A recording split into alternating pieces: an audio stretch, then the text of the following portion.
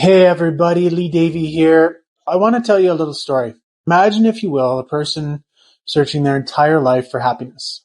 Now, this person always felt athletic, but not very smart. This person began to work on their intellect. It helped that they feel a little bit better, but still felt inadequate. Next, they try working on themselves emotionally, to open up, to connect, to feel more love. Yet, they still didn't feel fulfilled. It helped and were pieces of the puzzle, if you will, but it didn't do the trick in its entirety. Finally, after searching for decades, this person begins to realize true health, abundance, wellness.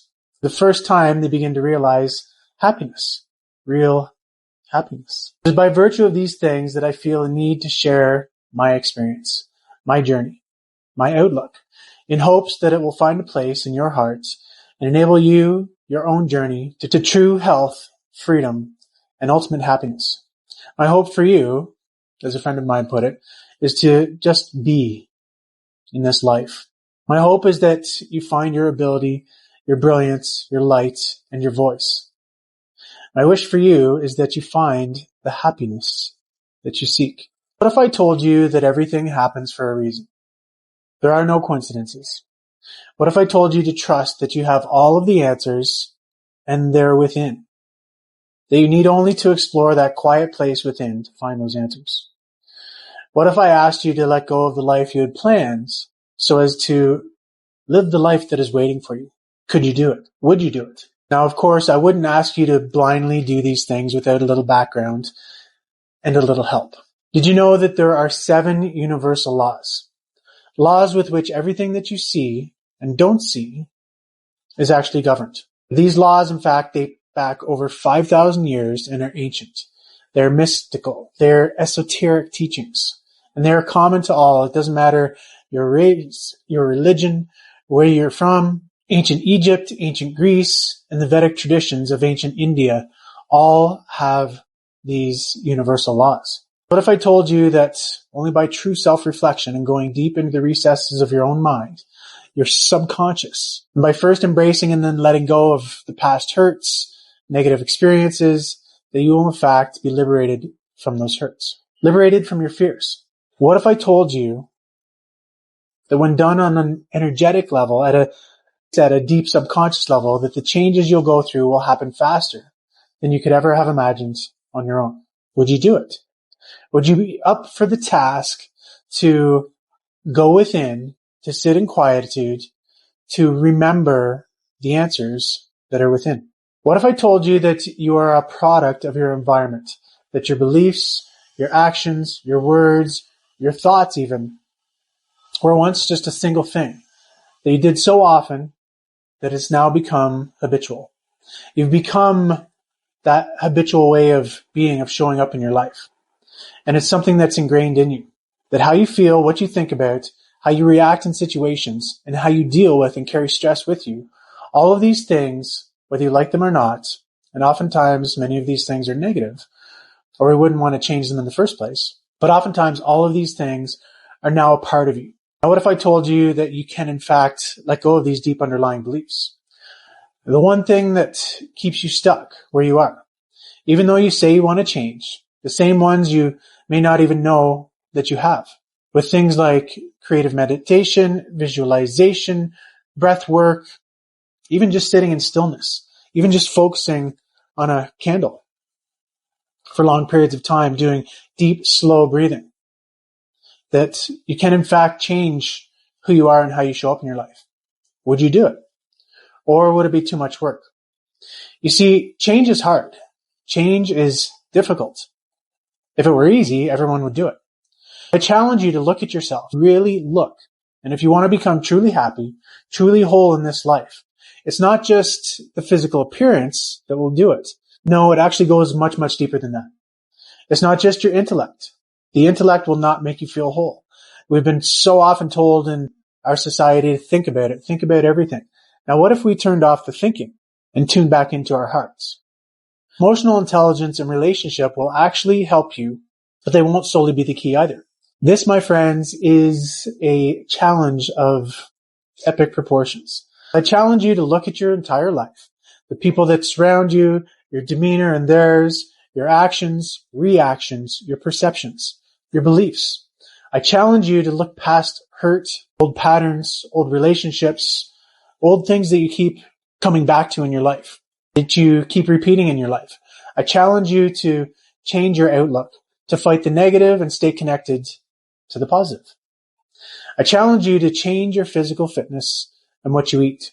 I challenge you to read and study on a regular basis, those things that most interest you.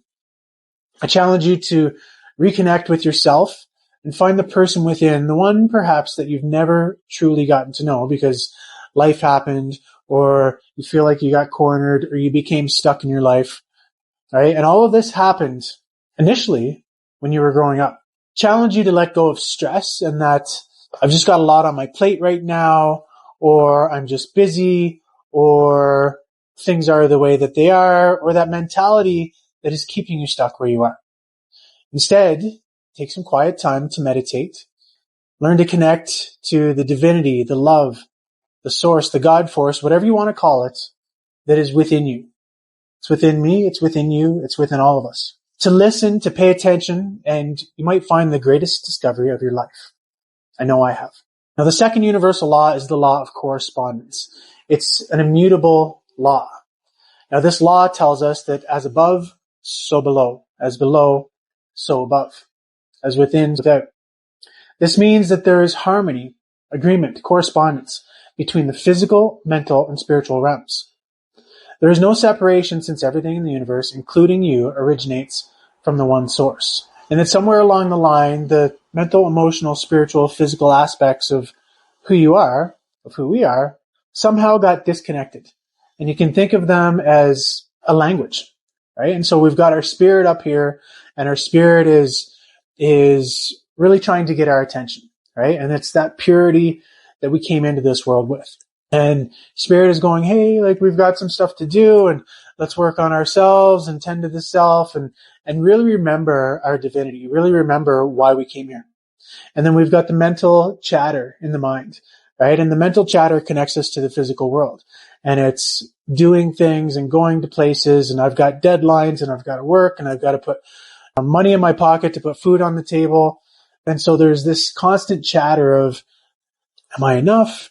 Is this enough? Am I doing the right thing? Am I going the right direction? So on and so forth.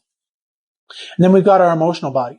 And we've been taught that our emotions are too heavy. They're too painful to deal with. And the sadness and the feelings of unworthiness and all of that stuff that we grow up with that becomes ingrained in our subconscious minds, that's really not us, it's just too painful. And so we shut down. And so our emotional body is actually not feeling at all. And then we've got the physical body that if we're not paying attention to these other things and in alignment with them, then the undealt with emotions in the subconscious mind can actually lead to dis-ease. It's a body that's not at ease. And so we begin to develop physical aches and pains and different types of diseases that are within the body. All of these emotional bodies, the mind, the body, the spirit, are speaking a different language. And so what we want to do is begin to align them so that they're able to communicate, so that they're all speaking the same language. Now, going back to that, the law of correspondence, the same pattern is expressed on all planes of existence, from the smallest electron, our atoms, even our heart, to the largest star, the universe itself, and vice versa. All is one. Now, the ancient Greek temple of Apollo at Delphi was referring to this great law of correspondence. In the inscription, know thyself, and thou shalt know the mysteries of the gods and the universe. In case you weren't aware of the 7 universal laws, there is all kinds of information. I've got them listed on our website, Origen.network, right? And you can actually take these laws. Now, these laws are happening in our lives anyways. Why are we not attuning to them and doing our best to operate from them, right? The law of correspondence, the law of cause and effect, the law of polarity, right? These laws are happening in our lives anyways, and they provide all of creation with a mathematical, philosophical, and geometrical foundation from which everything in our material world comes from. I want to invite you to really take a look at these universal laws, to